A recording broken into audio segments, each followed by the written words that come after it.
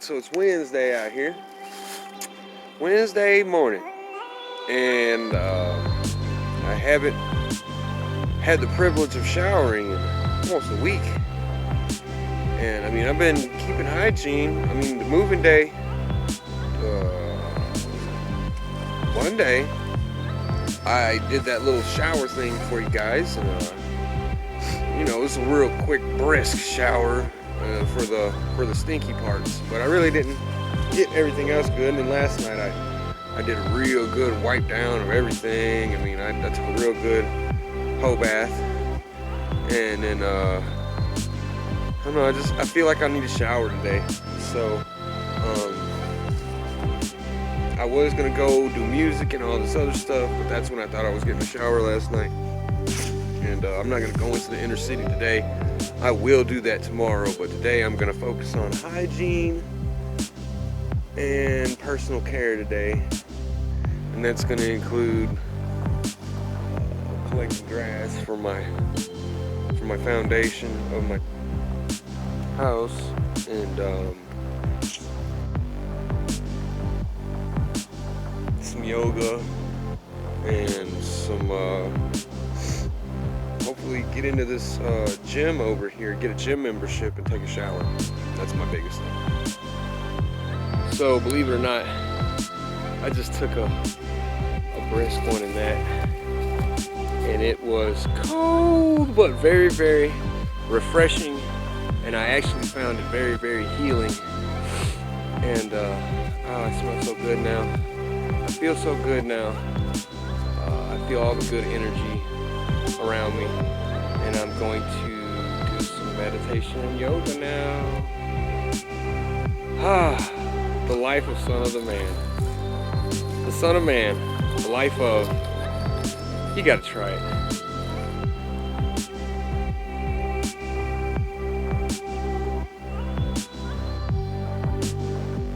Living like the Son of Man. And what that means is giving up. Over the last couple years, I've been slowly giving up everything, and instead I've been getting in return wisdom and patience. So allow me to elaborate. If you never knew how to make clothes, if you never got clothes, if you were naked all the time, had no choice, you would be wiser as to when and where to plop your butt.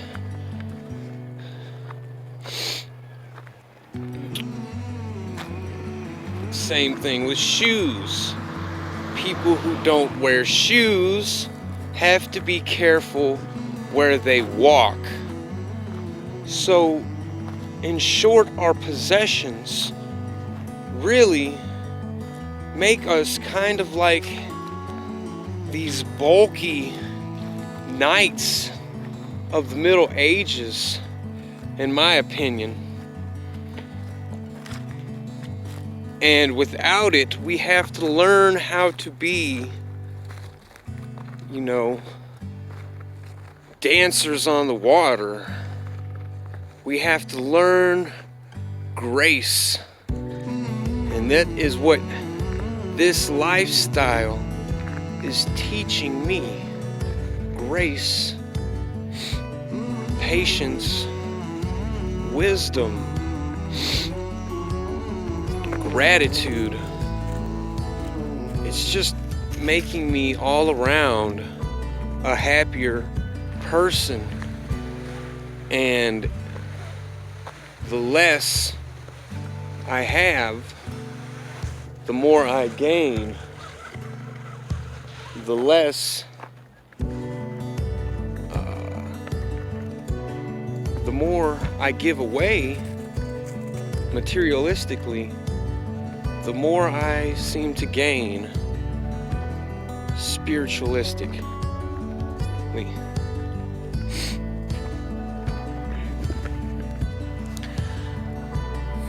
Not too much going on lately.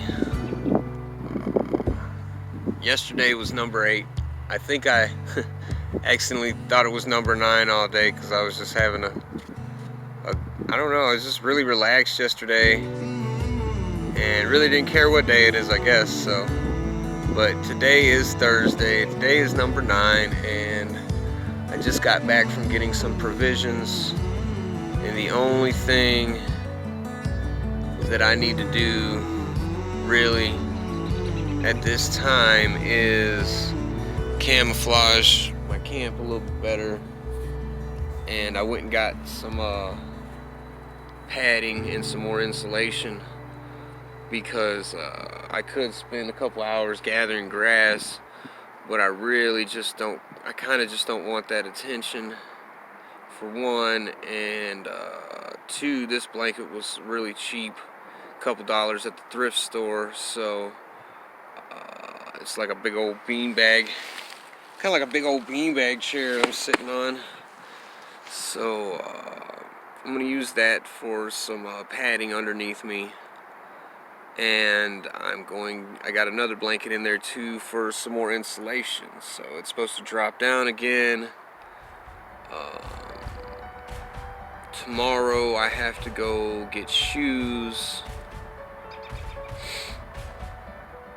and that's pretty much it. Just camouflaging this place in, and is basically all I've got to do today. So that's what I'm going to get started on in just a few minutes. Okay, so I just want to show you guys a little bit of my progress. The insulation, there's so much insulation in here that it is full daylight outside, but there's literally barely any sunlight coming in. And then where I can see that sunlight, I'll know that's where it's not covering, make adjustments. And it might not be perfect, but it is very well insulated now. No, there goes my progress. So, like I said, I'm just getting natural surroundings. Not my immediate surroundings. I'm not taking none of the stuff that's in my immediate vicinity. What I'm doing is I'm going out in that patch that's laying down, because nobody's really gonna see me from that angle unless they're on top of that hill, and I'm fucked anyway. So I'm getting that grass off the ground, and I'm just kind of putting it where that orange is, so nobody can see it. And nobody can see me anyway unless they come around that bush, or they're up on this hill, or they come up on that ridge right there. See, I can see the bicyclists coming down the trails, but they can't see me. So yeah, I'm just going to continue to throw some more grass on there, and yeah, just kind of build it in, and I'll show you guys what it looks like when I'm done. And so I got her all camouflaged in, and this is about the only angle. This is about the closest.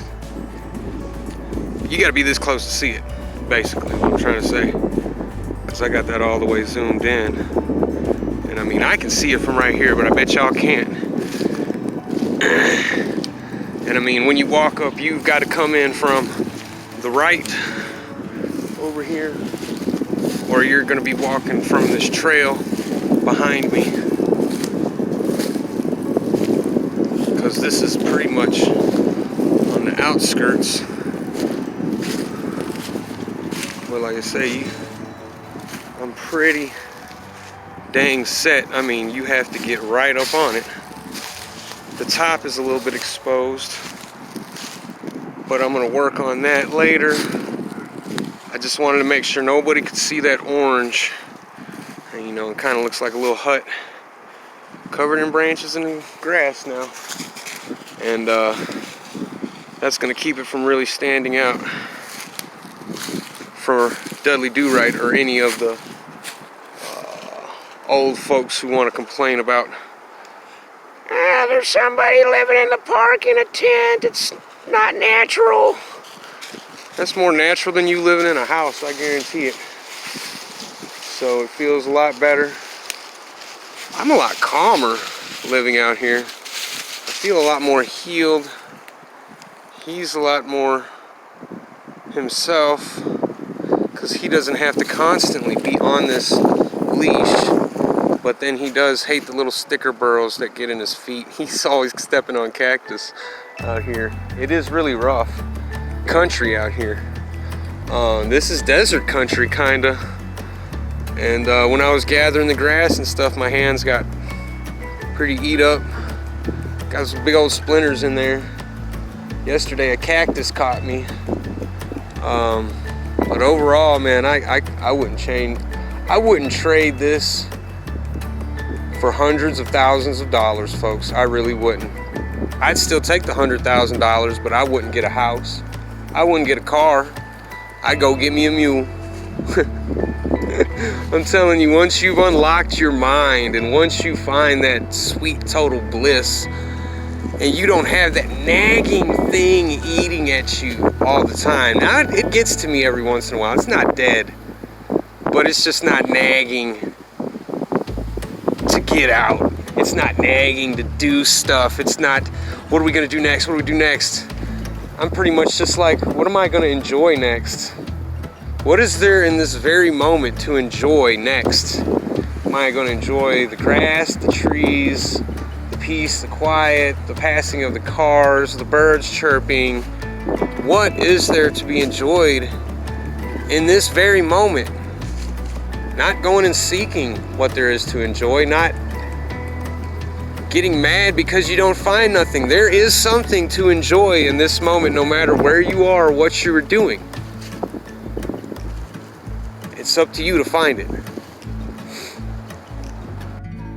All right, so it's day 10 and I really need to shave my head, but it's cold today. That's why I'm in my tent, because it's almost 1 o'clock and the sun still ain't popped out. It's gonna pop out, and once it does, I'll be able to go and do some laundry, because it's too cold for me to do laundry right now, guys. And so I'm gonna start keeping up with the days like this. 10 down, day 10, and yeah, it was so cold. We ran and got some coffee and stuff this morning. We had to run back. We got beaten down by the snow this morning. I mean, I did. He was a little bit lower to the ground, but it just kept hitting me in the face all the way, and I walked like a mile in it. It just hit me in the face. Oh my God, it was rough. And then when I came back in, because I went out a different way this time. I should have went out the way I usually do. But when I came back in, I noticed that there were a few more tents put up, at least 2. So that either happened yesterday. Yeah, that had to happen yesterday sometime. So I did see some more people out there talking and stuff. And then, like I said, today there are more tents up just outside the park. They ain't got like me and bedded down in here. They're probably too scared to get in trouble. I'm not. I'm just like, whatever, dude. Y'all wanna play. But what can you do? You can't just throw a man in jail for being homeless. I mean, if they had the facilities open, I'd probably pay them, but they don't have the facilities open, so what can you do? So that's just a little update. Other than that, there's this stupid coronavirus going on. Guys, that's just nothing but a bunch of fear mongering going on. Don't give in to that fear. If you need groceries and stuff, hey, go out and buy some groceries and sit on some, pork and beans or whatever. But don't act all crazy. Just whatever you do, be extremely mindful, be extremely involved in it. And like I said, always recognize and release those thoughts and feelings of anger, doubt, worry, and fear, because they're not gonna serve you. Okay, it's good to be mindful. It's good to be cautious. Like I said, a cautious man can climb a mountain. A man with fear in his heart, a fearful man, a coward, will not climb the mountain, you know? And a man without fear or caution will die on that mountain, okay? So it's good to be mindful. It's good to have caution of this coronavirus. But like I said, it's a bunch of hoopla to get you scared, to keep them in power, and to honestly keep their wheels turning. So just keep doing what you're doing. Be fully involved with everything you do, and you really can't go wrong. Being cold. Yes. So I'm gonna compare being cold to sitting in a lotus position, you know, like you do when you meditate, where you're putting your body in like a rigid form, you know, not like a tense form, but you know, like a weird comfortable form, and eventually your back starts to hurt and your legs start to hurt, you know what I'm saying? So the cold is kind of like that. Prolonged amounts of it are going to maybe lead to a little bit of damage, you know. Not saying that sitting in lotus is going to cause you damage. It's not. There's totally not. There's people that sit in it for like 10 hours, you know what I'm saying? But the cold is the same way. People can handle the cold for 10, 12 hours at a time, you know. I mean, if you sit in lotus longer than that, I mean, there might be some altercations. You might someone is definitely going to have to help you up at that point. Because your legs are just going to be so dead. I mean, I've done meditation for hours at a time, and like, especially like my right leg will just like, and you cannot move it or nothing. But the cold is bearable for a few hours. So during the day, I'm moving around and stuff like that, and then when I come back, and tonight it's going to be like 33. That's cool because I just stay moving in my tent. I stay working, you know, and in that way, I keep the warmth going in my tent, because my tent's pretty damn insulated right now. So it's not that bad if it's only a few hours. And then, you know, once I really get tired of the cold, I suck up under my sleeping bag and my blanket and throw my dog at my feet. And I swear it's a freaking heated blanket. Okay, so, I mean, I don't really get cold. I mean, I really don't. And especially these last few nights after I finished insulating and threw up that grass along the borders. Oh man, it's great in here now. So I mean, it's a little cold right now, but come a few hours, it's gonna be nice.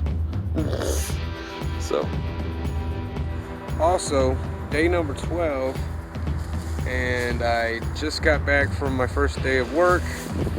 It went good. Everything is awesome. Everybody had a great time. Eyeballs were not on me, that's for sure. So I think it's going to be a really good opportunity for me to make some money this year, and hopefully it'll be some good people, and it ain't going to be perfect, but I got to make money so I can get this non-profit off the ground, and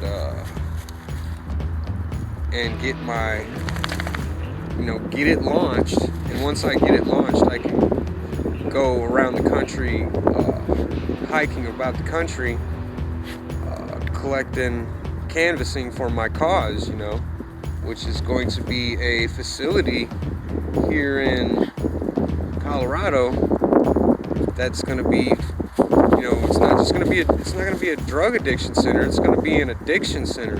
It's going to be a trauma and addiction center to help everybody with any problem.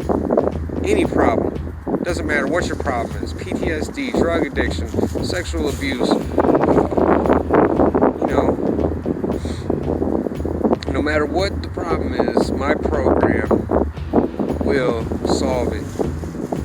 And because I know this, because it solved my problem and it solved other people's problems, and people don't know the darker side of me. And I used to have a really way darker side, and only through meditation and yoga was that cleansed. In different forms of meditation, different forms of yoga was that cleansed and purified. And now I don't even think like that anymore. It's like I'm a whole new creature, and so I know I can help anybody from obesity to PTSD to drug addiction to bipolar, schizophrenia, you know, at all. It doesn't matter what it is. It can be treated through holistic means. I lost my temper again today. Of course, it was over my dog, but that's, like I said, that's just an excuse. So I mean, I just regained it back. I mean, it was out of control. So it seems like the more I kill this thing, the more it gets taken down, the more it flares back up. And when it flares back, well, not the more it flares back up, but when it does, it's really hard.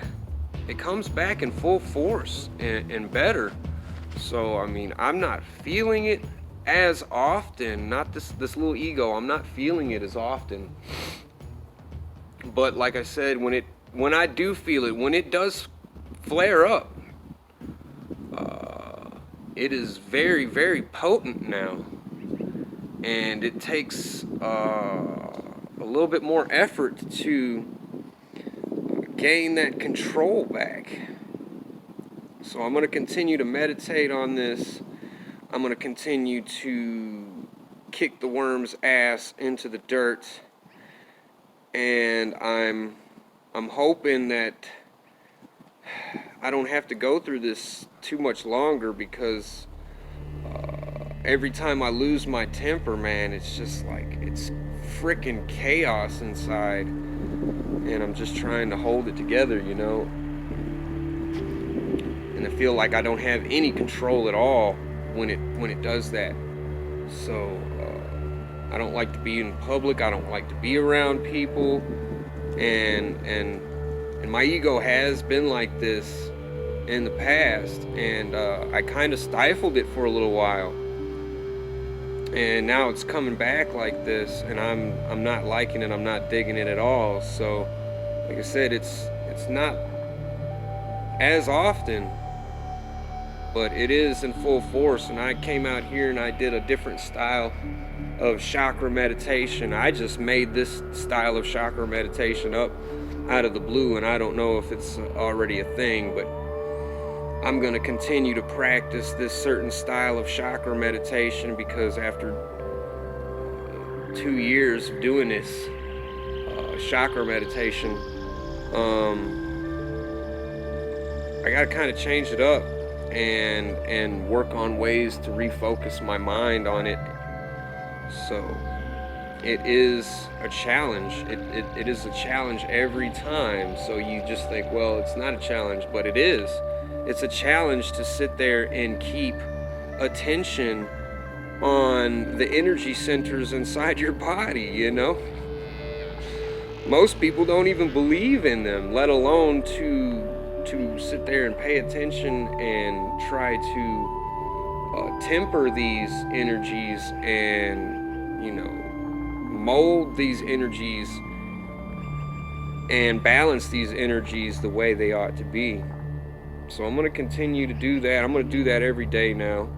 I will occasionally skip a day or two just because you don't want that to become habitual. You know, what I'm going for here is for nothing to be habitual. And if I'm forced to do something habitual, in a habit-like way, habitual way, I'm not cussing at you right here. then I have to be 100% involved in every single moment of that repetitive activity.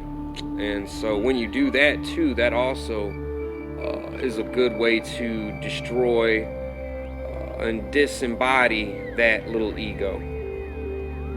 It's a highly stressful situation, and yeah, I'm glad to have found this bridge real quick. And I found this bridge, and I am going the right way, so it's kind of scary. I can't even look at my phone for directions right now. This is so bad.